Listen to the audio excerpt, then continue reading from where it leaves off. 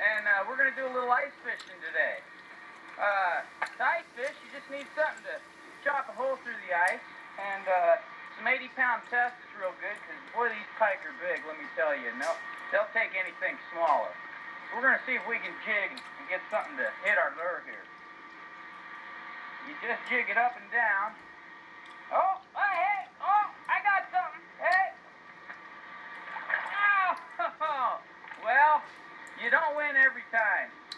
Well, we'll try again, and maybe we'll have better luck next time. Until then, take care, campers, and happy fishing.